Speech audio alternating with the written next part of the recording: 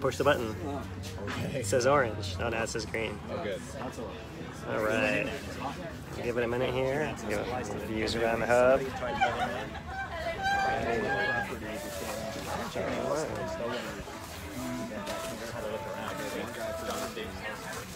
Oh, hello everybody, we're down here at the hub. I'm going to give you guys a little update what's been going on over the last week. So, yeah, the hub is open once again today, and there's not a huge amount of action going on, but yeah, we got, here we go. They wanted me to stay the night. We got Dane here, we got Joe Anthony here. Hi guys. We got John Stallman here. We got the whole crew down here, and we have a little bit of a overcast day, and we have light traffic at the hub, and we're going to just tell you guys about what's going on here, which is, in short, there's not a huge amount of breaking news. You know, kind of review the earthquakes as usual, review the tilt as usual, GPS, but there's not any like huge surprises that we have, like, you know, up our sleeve. At least I don't today. Maybe. Yeah, I don't have any surprises either. All right. That's good. So let's just get it there. So here we have our earthquake plot. This is actually showing for the whole last week now, because just for the last day it's kind of sparse. Right? You guys can kind of see the orange ones are the ones that are the most recent ones there. So we kind of have our pattern of our summit subsidence earthquakes, right? The summit settling earthquakes.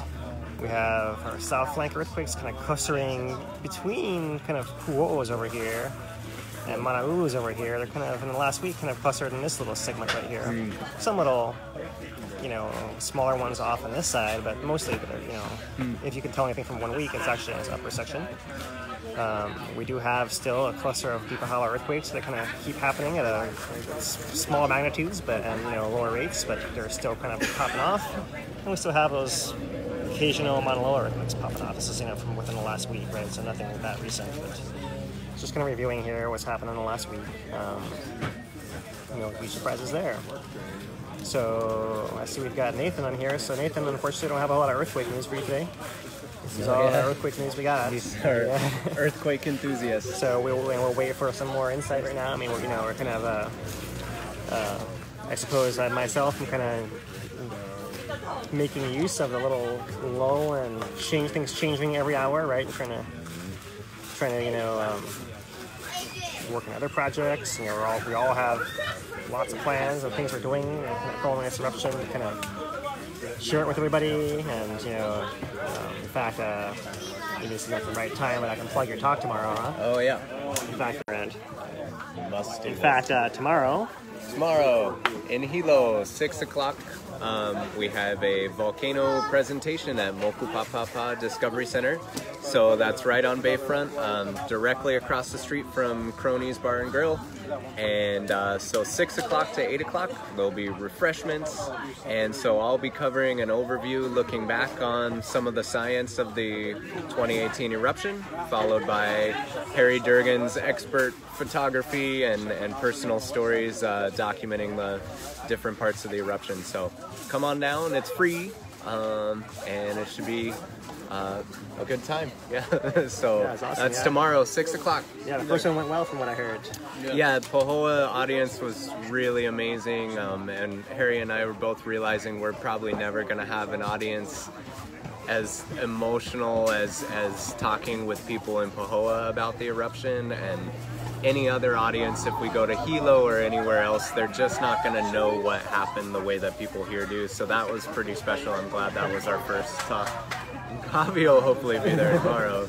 So, but yeah, the Pahoa talk went really, really well. And if you missed it before, you can join us in Hilo. It'll be a whole different show. Similar, but different. Yeah, so definitely worth it. I plan to be there myself. Hooray! So trying to hide? You trying to hide? You're not going to be there? Just thought I'd let you get on with that. I didn't want to photo bomb like so. Right on. Yeah, so come check us out. I'll be there in the audience myself. And last time there was only standing room in the audience. Yeah, it was packed out. It's a really good presentation. I think it was cool. Definitely check it out. It was cool, and you've got a bigger space this time, right? Yeah, it's a little bigger. It might end up being crowded. We don't really know, but yeah, there should be hopefully plenty of room, couple hundred seats probably, and yeah, like I said, the Pahoa audience was probably a pretty special of any talk we could do, because people here knew it so well and stuff. So it was really cool, really warm feeling while we were there. And hopefully it goes like that again. So come join us. Sure it will. Yeah. All right. So let's move on to the tilt plots here. Let me give the tablet a little refresh here and turn the camera around. So let's look at the USGS site first. For the last 2 days, we have a couple of daytime signals right around noon both days on the summit. Otherwise, pretty flat, right? The scale over here is minus 5.5 to plus 0.5, you know, so it's really small changes happening at the summit. On a rift zone in the last 2 days in its own, we're going from about minus 0.5 to about plus 0.5 also, you know, so in this case it's a more clear increase, but it's still a very small amount with these two kind of bumps that are on there. Anything you noticed in the last couple of days, John, about the tilt in particular? No, just moving on up real slow. So we can look at the plot for the last week. And for the last week, we're coming out of what has been announced as a DI cycle at the summit, right? And since then, it's the pattern we saw in the last couple of days here at the right end of the plot, right? Yeah. And as far as the green line for Pu'o'o, we can see that after a couple of days of being pretty flat, it seems to have been increasing for much of the rest of the week, you know, although the scales, let's look at the scale just to make sure everyone's on the same page here. We're at about 1.5 at the right end, and from the place we start is about -1, right? So it's about 2.5 microradians or so in maybe 5 days, let's call it. So it's a gradual increase, nothing super sharp, but it's a trend that we can see on the plot. And then every time that it starts to seem like, when you can kind of look at the curve, go by the bottoms here, just find a point of reference. Every time it starts to look like the summit is gonna inflate a little bit, it doesn't really. And so that's interesting. But Phil, maybe we can talk about what the DI means. It's basically a function of gas bubbles, right? Is that the main line about why it deflates and inflates? Well, so physically what's going on? the easiest answer is I don't know. Okay, fair enough. That's a good way to be. But you know, I mean, there has been talk about that being a model, right? That, you know, you have some kind of gas buildup to the point where kind of the big bubble comes up, it kind of vents out, and then it has a chance to kind of basically exhale, right? So it's just like I kind of use, you know, more simplistic analogy of, like, you know, someone's chest rising and falling as they breathe in and out, right? The gas comes out, the chest falls, and you can have like a oscillation on that kind of cycle, right? One thing that was interesting, I was kind of discussing with Dane slightly a little while ago, was the fact that we actually had, you remember this, I'm sure too, we had different kinds of deflation and inflation cycles at the summit. We had ones that had like a 2 to 4 day period, and other ones that had more of like a 2 to 4 hour period, it seems like, right? And so there had been speculation at some point that because you have two magma chambers, one deeper and one shallower, maybe you could have a slight, you know, either one could have some process happening within them that could then lead to that kind of pattern. But exactly the dynamics of it, I don't pretend to really know. I think we have to ask the experts at USGS exactly what the most current thinking is. Yeah. But I'm not sure if there is, I don't know, man, I'm not, anything proven per se, right? I mean, I think, right. Not an agreed upon firm decision about what physically is actually causing it. Yeah, I mean, so again, there may be multiple models still at play, right? And maybe that's why, or maybe it's just something where I haven't come across it or haven't gotten researching for that in particular. I'm not sure if anything's been published more recently on that in particular. So I don't know, but I'd say first order, my initial reaction is usually it seems likely to be gas. And it seems likely to be that kind of process, right, where it builds some threshold because the magma is like got a certain like gooiness, a stickiness to it, where it can hold a certain amount of pressure, bubbles a certain size. But if it gets too big, then it's gonna not be able to hold on to it anymore, right? That's kind of how I imagine it. So I'm not sure if that's right on or. Yeah, I was thinking of it in terms of the phase change when the gas bubbles are in the lava. The bubbles are expanding as there's less pressure, but the gas is also compressible. And so if you had a rich, like fresh lava coming up with a lot of bubbles, that might initially cause deflation of the rock above it because the gas bubbles are compressed as that comes up into the shallow area. But like you said, there's so many factors or dimensions of the storage area to be considering. Yeah, I mean, I think that's part of the same thing as what I'm saying, because I think in both our cases you need to have some kind of cap. Yeah. Right, yeah. the bubbles can't just come all the way out. You have to have some kind of cap, like, you know, the lake has to have stop, what do you call it, overturning long enough to form a crescent trap, enough gas. It can still be sputtering out a little bit, but you got to have more coming in than it's actually getting out to be able to build up, right, to kind of compress it. And then I imagine those little bubbles kind of merging, making a big bubble. Big bubbles. And then the big bubble was kind of, you know, that's when I say out. bubble, I'm kind of saying the same thing, but right. Compressing all those little. Interesting. Yeah. So I'm not exactly sure, you know. So, you know, that's why I say, you know, they say it's a DI event, you know. So I mean, it's interesting because you'd presume that implies a similar mechanism as the ones they've called DI in the past, right? You know, possibly, you know, possibly not. You know, maybe it's just the term for the pattern on the plot rather than some kind of mechanism. You know, it's hard to say that's the same mechanism necessarily, right? Because while I brought up the fact that you have a deep chamber, it could come from a deep chamber, so maybe something's happening in there, but maybe something else is happening, right? Maybe there's a way that, just kind of threw another idea out there, you can move some part of the Upper East Rift and drain a little bit of magma from the summit chamber, just enough, and then it refills that area, and maybe, I don't know, I'm kind of reaching. I'm kind of reaching there, right? But, you know, but there could be multiple ideas once again. It's interesting to think about it, but it's kind of the first DI event since this whole pause, and it's just sign of life. It's alive. There's some kind of heartbeat going on inside the mountain there. So that's interesting. Yeah, so we'll switch back camera over here, and so we can look at the last month, and now the scale is a little larger, right? It's the biggest scale we actually have to look at here. We have, our scale goes from +10 to -6, so each of these dotted lines is 2 microradians gap, right? So over the last month or so, which is, we can go from maybe -6 just about, up to in the range of almost +6 4? or +5. +5, yeah. +5, let's call it, right? So that's 11 microradians in a month. So if that's all due to magma pushing the ground out of the way, that, you know, then that's definitely something to be very aware of, you know. But, you know, I just feel obliged to keep throwing in the wrench that the rift zone can move also, and then that kind of complicates everything. Right. So it may not be purely a magma signal, is what I'm saying. You know, like before, I believe the magma signal is in there, but I'm not sure that it's only a magma signal and it doesn't have some kind of influence, you know, for movement of the south flank, you know. So, but in any case, it's definitely something to keep track of. There's no kind of very sharp increase at any point. It's been a gradual thing most of the time with some oscillations within it, right? Now, as far as this event, this DI event, let's just call it what they're calling it. We have a data gap here at the summit, but it's hard to say exactly what, you know, whether there's a link between a summit line and the rift zone line, right? Something we're kind of looking at. The start's especially hard to tell, right? It's hard to tell exactly where this actually turned over, whether it corresponds up here or not exactly, you know, but it seems like it's kind of fairly close in time. Yeah. I was looking at like this bump over here, right? This bump over here seems to show up, as does this bump, as does this bump. It seems like there's a pretty quick correlation, you know, of the signal, you know, although it's definitely dampened up here, right? On a float line compared to the one down here, you know, but that's always been true that they've shown different scales of movement, right?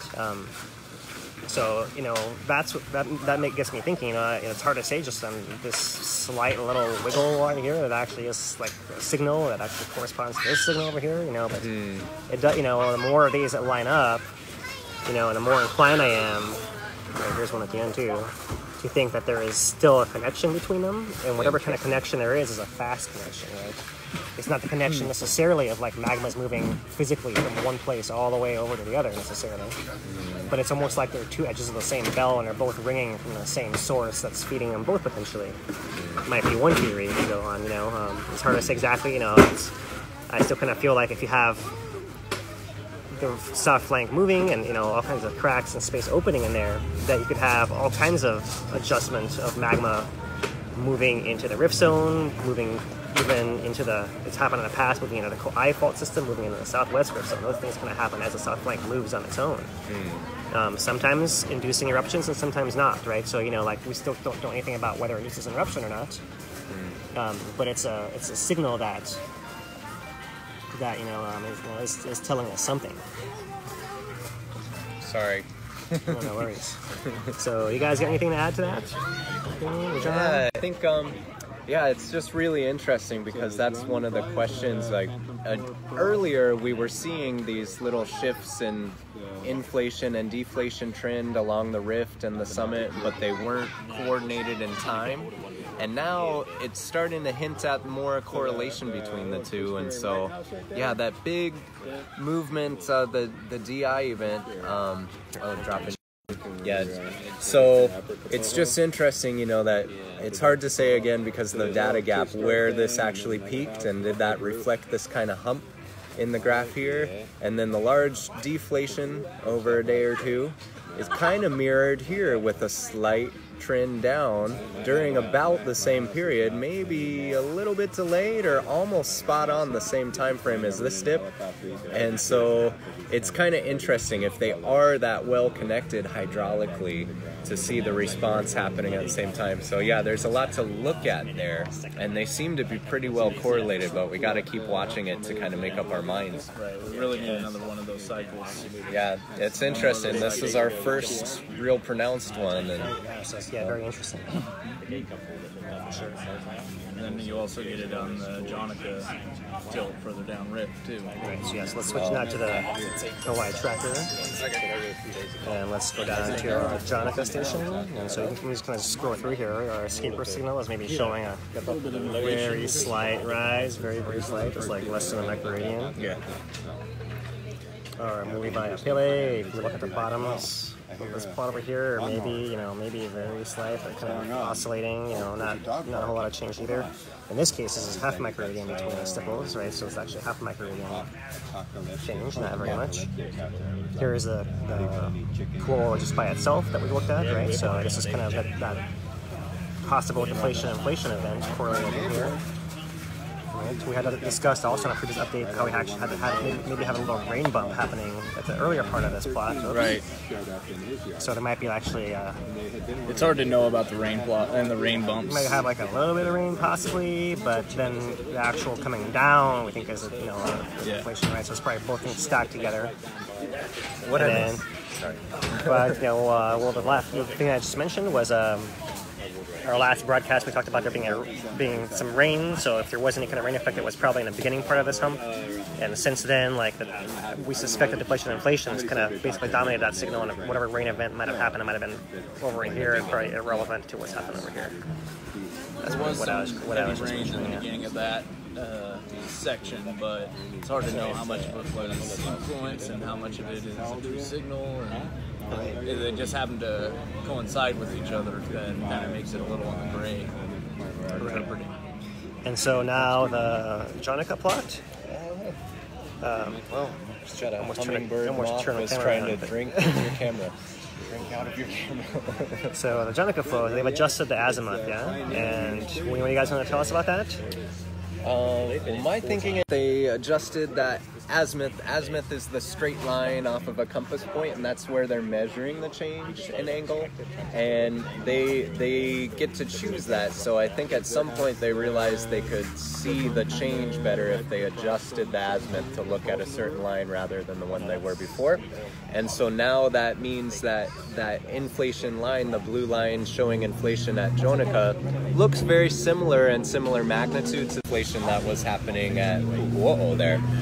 And so it's still real gradual, like we're saying, this isn't like we all need to prepare because the ground's gonna crack open tomorrow. That's not what it's looking like. But when you think about it, 10 or 11-ish microradians in a month. Remember our microradians, how do we say it? It's the width of a dime under the width of a quarter under a ruler that's a mile long or a half long? Mile long. And so tiny change. And so that's a microradian, and that's neat that we have instruments that measure to that small of an increment. But then now when we're talking about, you know, 10 or 11 quarters under a mile ruler, you know, the slope, you would never notice the change in slope in the actual landscape. But that's a change if that's magma under there, moving the mountain this much from 2 miles down, you know, that's actually a pretty significant mountain movement when you look at it in full like that. So it's just that inkling, that hint of gradual inflation is easier to see now on these plots, you know. So it's on the one hand it's a small change, but you think about it, that means the entire mountain is tilted that much, and it's amazing. So that's the kind of forces of nature we're dealing with, you know. But overall it's real gradual. So, and then if the DI cycle on the first one goes, you know, this one's it's pretty clear. Whereas if we go down some, here it's a little more, you know, curious as to what exactly is happening. yeah. And then we go down a little more, and we get a similar signal, but it's even more gray Right. on what it means. So it seems like it's getting more hazy the further it gets from Halemaumau, but there's not enough to know really. Maybe. Interesting. Yeah.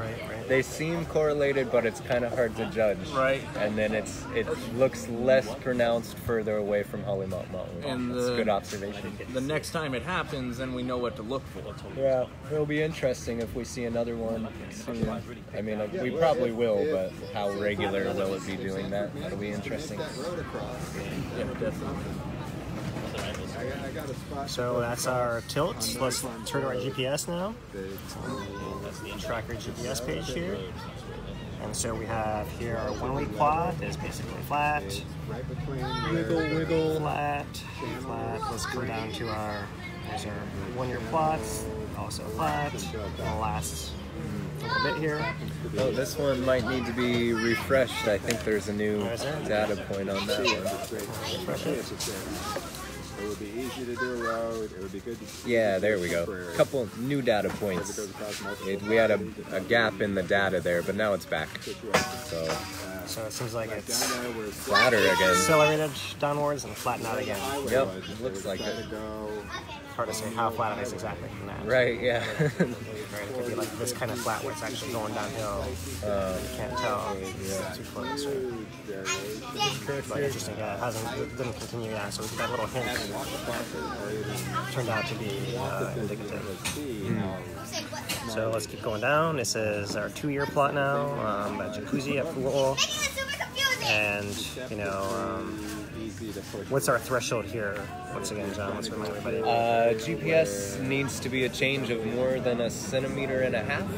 Is that it? I thought it was 2.5. 2.5 horizontal, 10 vertical. Yeah, we need to double check that 10 centimeters, but I think the error is greater for the vertical anyway. And then in general, each of these plots, in order for the next data point to be moved, you know, you're looking at literally 2.5 centimeters, which is like 1.5 inches, almost.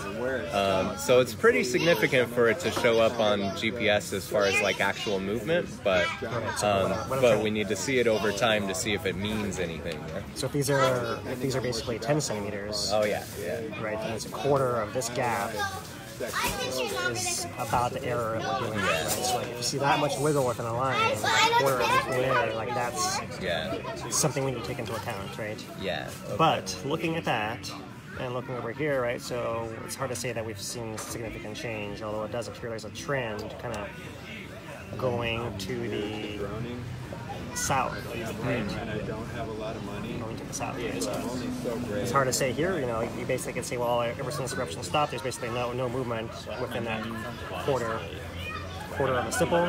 But if you say, okay, well, data is as good as it could be, then maybe there's a slight increase and a slight decrease. You know? Like kind of right at detection limits, I would kind of put it at, right? Yeah. Now looking at the up, we said our resolution is going to be 10 centimeters. So now on this plot, that's half of the stippled line. I guess it's 2 years before Did you say where this one was? This is Jacuzzi. Yeah, which is just south of Kīlauea. Kīlauea, right? Yeah. So it looks like our spread on this last set of data is almost Yeah, the almost data's half getting of it. more wiggly there in the recent couple of plots on there. It's more scattered than it was. Yeah, so I mean, once again, it could just all be within noise, but if we're going to try to squeeze out, like, you know, some out in the limb information, maybe we could say it was going down, started rising after eruption was over. Here's August, right? Eruption stopped, this thing started actually rising, and then maybe is it dropping at the end? What's going on It here? almost looks like it. Yeah, I would go with flat until the points. Does Fair not, enough. How about it's not rising the same as it was? Yeah. Okay, we can probably all agree on that. Yeah, that's a good way to boil that down. So now let's look at Jonica, which is, you know, our extra interesting plot here. So and now let's look past the east-west one. Let's just look at the north-south and the down ones, right? So looking at the north, now we're back to our 0.1, so a quarter of the stipple once again. And looking over here, this line right here is August, right? So we can see that we're going south until August, and then since then maybe it was kind of flat, if anything, going north, and at the very end, maybe it's still going up as the same as it was before, maybe it's starting to flatten slightly. Yeah. But it's all still within that wiggle room of the data. So we'll see, we'll have to keep an eye on that as well, right? These are still very, very minute changes. We're trying to squeeze any information out of it. But, you know, as John was pointing out, these trends may be the only thing we have, you know, with this kind of scale of data. So we'll, you know, just use what we got and realize that if something major is going to happen, we're going to see much bigger changes in the data that we're not seeing in these plots right now. So looking at the up signal of Jonica, right, since August also, you can see that actually went down for almost the eruption. Took a few weeks to kind of turn around after eruption was over and started going up. And maybe that one hasn't really changed that much that I can see. It looks fairly, maybe there's a slight trend, but it's pretty close to this. Pretty close to consistent, right? And that was the first station to show any of that upward movement, right? Early on after the pause. It's the only one that I feel really comfortable with. Even Jacuzzi, I have a hard time with the vertical. This one, it's definitely over the margin of error. It's definitely got the trend. They're consistent. There's not that much noise in the signal. So I feel more comfortable with this one than I do a lot of them. Right, yeah, it's true. I mean, if you like, you just took 1 point at the bottom, 1 point at the top, right? Then that span is larger than the error, right? So maybe that's the way to kind of rephrase what Dane was saying, also. Right? Yeah, and I just think it's worth pointing out. It's amazing on all of these plots, all across the volcano and Mauna Loa. Our eruption was a huge change, and so that it's pretty amazing. And we have that reference point when we look at all this data, compare it to what we just went through. That was a huge movement, and it affected everything across the mountain, and that's pretty incredible. And on a lot of those signals, right before it happens, you can't tell anything's different. Right. It's just a static line, and then it drops off. Right. You know. Well, you get a couple plot spots of it. Yep. It jumps. Yeah, but you get but like right in the month prior, there's nothing. Could you there predict that it? would look, No. Exactly. No. And then that steady line on all of them, even ones by Pu'u'o, show a pretty steady, flat, almost nothing changes. But remember, throughout that time, Pu'u'o was erupting, you know? So it can stay pretty stationary relative to what's going on. But, you know, that whole period, there was an eruption in progress at Pu'u'o. So yeah, that's our GPS data we have. So I mean, basically, you know, the mountain is still moving a little bit. Doesn't mean moving very fast. It may have changed its movement slightly in the last week, maybe. Looking at these plots, maybe we'll have to kind of the jury's out on that. Kind of looks like things might be. It's all so small that it's on the edge of detection, right? So it's like the threshold of you know, actually being able to say anything about this data, right? So, you know, it's not like we're saying anything major is happening. We're just kind of keeping our finger on the pulse, right, of this volcano as it's kind of showing its heartbeat, you know, kind of moving through the system there. So that's the GPS data. I don't know if we have to look at any more of these plots necessarily. They probably all pretty much show a similar thing, right? Interesting one, the summit at Byron's Ledge, right? It's actually showing the summit, showing a change here in the last few weeks also. A little bit of change. Right? Byron Ledge is up by Kīlauea. And we don't see it, like the rim. Don't see it there. Maybe something that slight change in trend here in the Middle East Rift Zone as well. So those are our signals. Yeah, it's just we're saying, you know, that each of those GPS have 3 different dimensions to look at, usually east, west, north, south, and then vertical, up and down. And so each one of those is related to an instrument that's on the mountain in a certain location. So when we study these, we've got to look at where is that instrument relative to the summit or to the rift or to the south flank, and then we can analyze what does that motion mean, you know. And so we get this raw information, and then we have to understand where is that recording the change relative to the rift. And then we can infer, oh, it's indicating inflation. Yeah. So just to run through on the science there. Yeah, I mean, good point, because when we just say like Jonica or we say Byron's Ledge, we not get to us, that's like hugely meaningful. It's a place with an implication of like where it is and all that sort of stuff. And for you guys, maybe it doesn't mean all of that automatically. That is why there is a map that exists with all the locations of the GPS and tilt meters down to the precise angles where they're listed. Yep, and gets you a much better representation instead of trying to memorize where these things are. You just pull it up on the map. There's probably 40 stations, 50 stations in total. It's way too many to memorize, so you just pull that up and you can pull up the tilt that you want with the GPS right there. Nicely done, Dane DuPont. Dane DuPont is the maker of the map that we use to interpret this data. Thank you very much. Yep, flighttracker.com/GPS.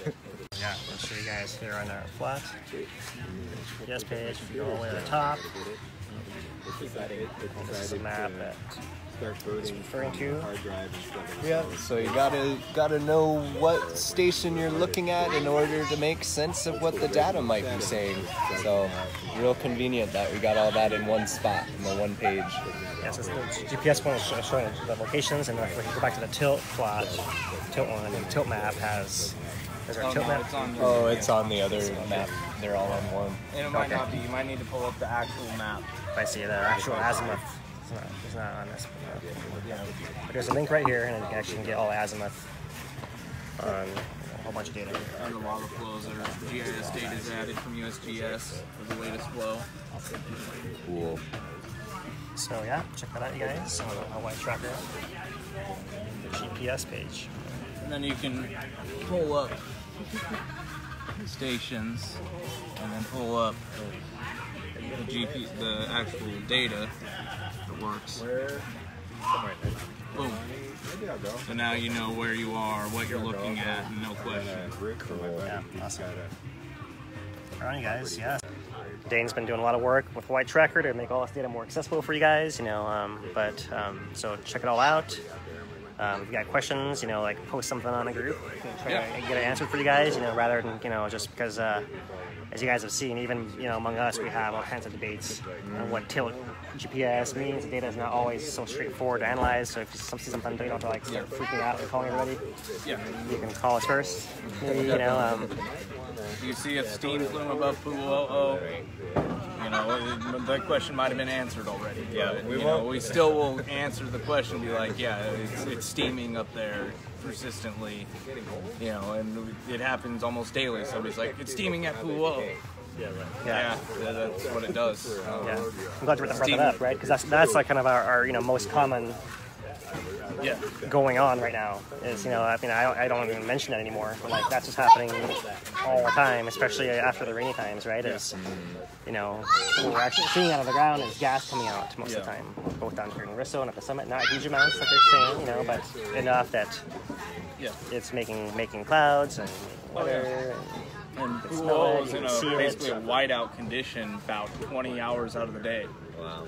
Right. There might be a 4-hour window around noon that you can sneak a peek across the crater, but otherwise it's steam.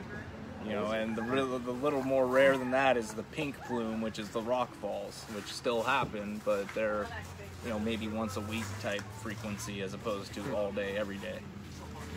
Yeah, so I mean, yeah, so we're you know, relying on USGS to keep monitoring the gas. We're sure they are, because gas is one of the kind of cornerstones of monitoring, you know, work up here. So one thing that we're discussing as well is that the fact that they're reporting these low amounts is, you know, one of the most important things, right? Yeah.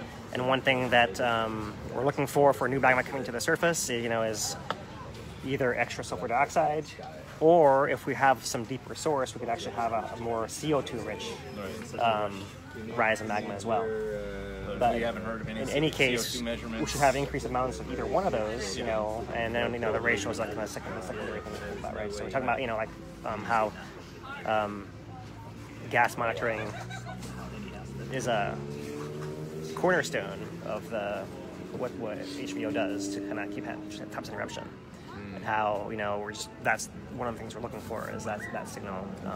Gas. Is the gas, right? Not just steam, but, you know, like the sulfur counts and all that. One thing that Dan and I were discussing earlier is, you know, we should also be on alert for CO2 readings, reports, because if there really is magma coming from deep down, more vertically than the summit, and it's not ever risen above that threshold before, where like CO2 would dissolve, and the CO2's got to be in there still.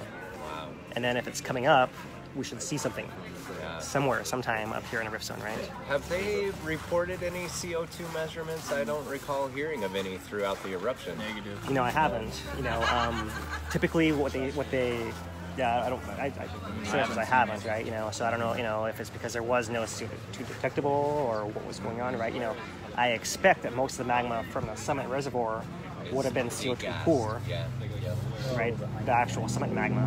It was mixed with other stuff for sure, and there were different phases of it. But at least that part, you know, maybe that gives you a reason to not really worry about it that much.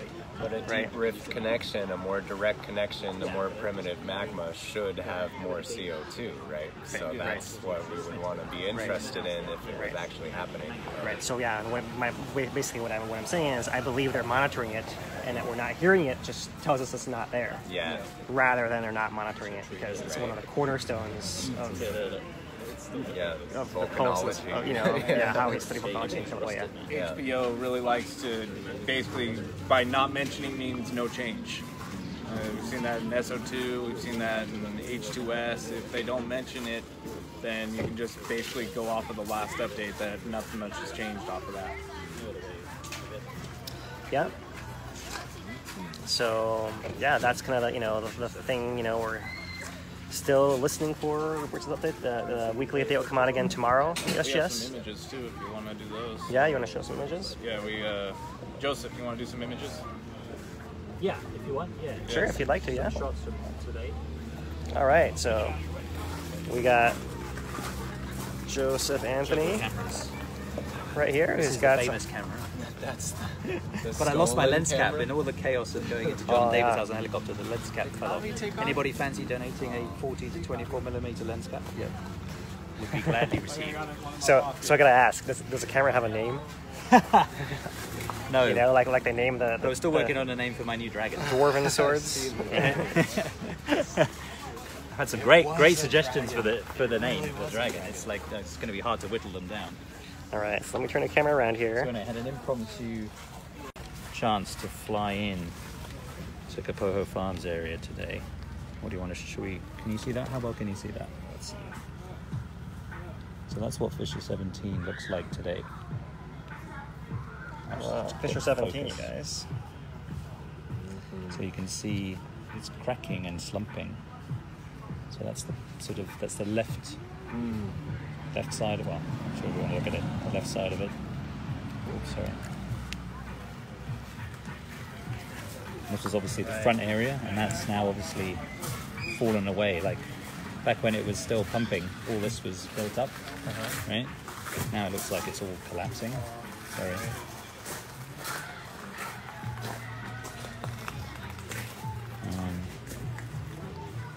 Yeah, you can see a big crack there, right? So we also got to see Fisher 22 from John and David's house. If you just give me a second to find the picture. Give them a minute here. Oh, it's awesome. You had a chance to go fly and see. Yeah, it was a real See rush the job though, changes, because yeah. we spent most of my time helping them upload all their stuff because they're moving in.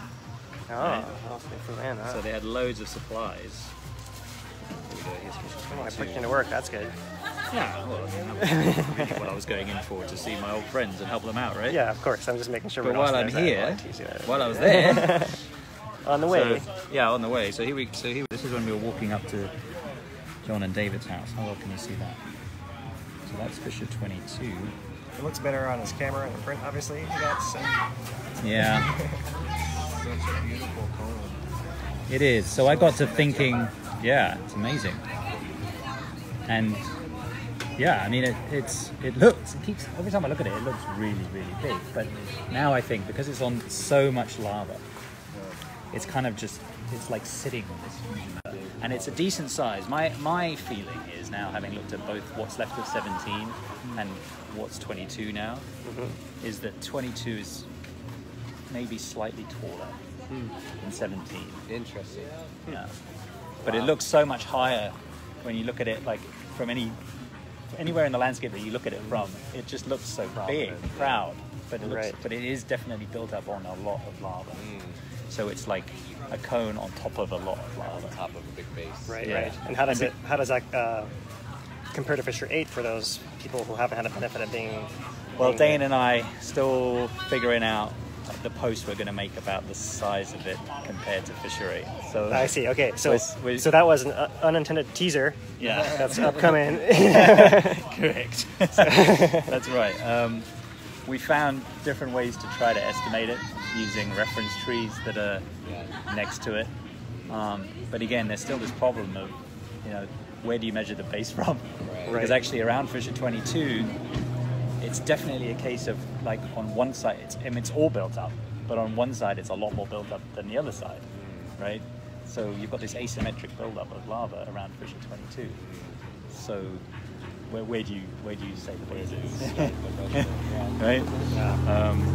So we've been sort of guesstimating and, being a bit conservative as well. And I think we're still in the maybe thinking that the albizia trees that are next to it are about 30 feet tall. They're not the really, really big ones, right? They're smaller versions.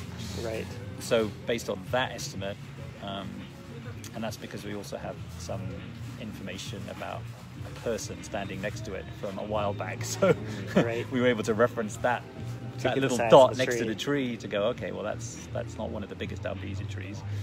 So we use that information to, hypothesize like what the height of the cone could be. So we're thinking.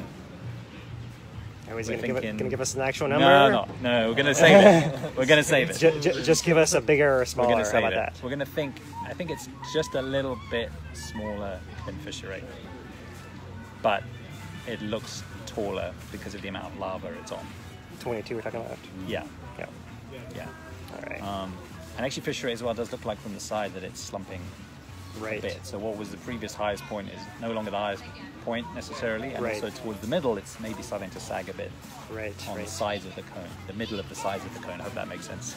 Yeah. The highest points that were the previous highest points. Are kind of slumping in. Yeah. So that's the current state of play on that. All right. That's what we can do. What else could I show you? Do you just want to do cones, or you just want to do? Yeah, maybe let's just stick to cones. What else? Yeah. Okay. Then that's it, really. I mean, I got pictures of Green Mountain from behind and the amazing. Well, Green Mountain's a cone. Oh yeah. True. Technically. Hang on, is that a good picture of? Oh yeah, you can see the slide. That's from the side of Fisher 17. You can see what's happening there, right? If I zoom back out, see what we've got there. So that's like the front. That's where the lava was coming out here. So it's there, and so that's that left side that we said was cracking, and that's what's visible. Yeah. So something going on there. Right. Okay. So probably the hole that's collapsing into is on this side. The cone, right? It's collapsing it. That's the front. So that's where all the lava was spewing out. Right. So that makes sense, right? That's where the pipe is underneath there. Yeah. Okay. Oops, sorry. Okay. So that's another little shot, and then All right. So, I believe Joseph will post that in Hawaiian Tracker when he's got it together. That's usually or at least one of the places he posts things. Yeah. So, But fruit's growing there. Mangoes are growing. oh yeah, look at that mangoes. Here, let me turn the camera around. Yeah. Is that their house? Nearby the house. Nearby the house. Yeah, yeah. Right, so look at that, guys. That's Oh well, their old house. Don't green. forget their house burned down, but this is like in front, like next to a lady called Donna Mula's house, Oh, okay. right? Which is nearby. So that we spotted, and breadfruit as well we saw growing, and avocados and berries and all kinds of stuff was doing okay. But there's so much stuff that's rusted. So there's a lot of people that might recognize this tree. This was a famous tree. There was a reference point for the lava, and the gate, which is now totally rusted over. Look at that. So the lava came right up to that gate, like within a few feet, and stopped. But when we were in that area, we were using that gate and that palm tree as a reference, because if that ever got consumed, we knew the lava was coming towards us. Right. But it never did. It stopped there. And then Dona Muller's house is just offshot to the left, and that's where they'll be staying now. Because Donna's not going back. But the house is in perfect condition. Over here. So this is that amazing house that's still standing behind Green Mountain, Yeah, which is near where the Highway 132 used to be.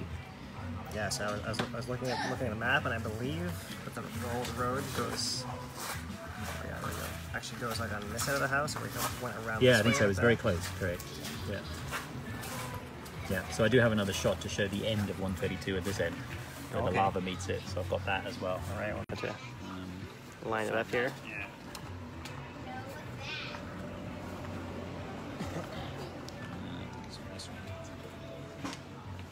All right. So yeah, it was very interesting to see what. We'll wrap it up here shortly. Yeah, one more show, or what have you got? One more? Well, I probably shouldn't show that. That's John's burnout house. You guys, while Joe lines up one last picture, it was just we'll let you guys know. Okay, we'll wrap it up here. Try to get a little bit earlier night than we usually get. There's not a. We'll be back with you guys on Monday. So Maybe just one last shot of the highway. it's interesting. I saw a picture flash by of a helicopter dropping on a sling line. For Yeah, that's right. So that's anyone who's wondering how they moved back in. It was by helicopter. Right? so that's the end of Highway 132. Just there, see the road Yeah. reaching the lava. But it's a couple of miles of road there that's untouched Right. and straight. Right. And we keep thinking, why don't they just land planes on there? My aircraft could easily land on that. Yeah, it's not a bad idea. Right? And it'd be perfectly safe. It's straight. The road's in good condition. There's not a lot of rubble on it or any. Just really near the lava flow there is, but that's it. Then Right. it's totally clear. Right? Well, I'll take your word for it since you are a pilot. Right? Yes. Okay. I mean, I don't know if you've practiced to scope out landing sites for small planes, but I don't know any better. So, That one. all right, so let's line up for you guys the final photo here before we sign up for you guys. Yeah, that proves straight the road is. So that's looks. Sorry, I can't get that dot out of the way. But that's 132 going off towards the lava there, and that house we saw is like down here somewhere. Right? So there's talk of trying to connect all this somehow or get a new road in. Pending, eh? Yeah. So we didn't mention that, but road work is still kind of ongoing and pending. We kind of was waiting to see what happens first time McKenzie, Pohiki Road, and before we give you guys any more, we'll let you guys know when there's more to report on that. All right. But until then, from all of us up here at the hub, myself and Dane and Joe and where did Eric there go? It's dark. I can't see you behind your hat. Oh. So from all of us here, stay classy, Puna.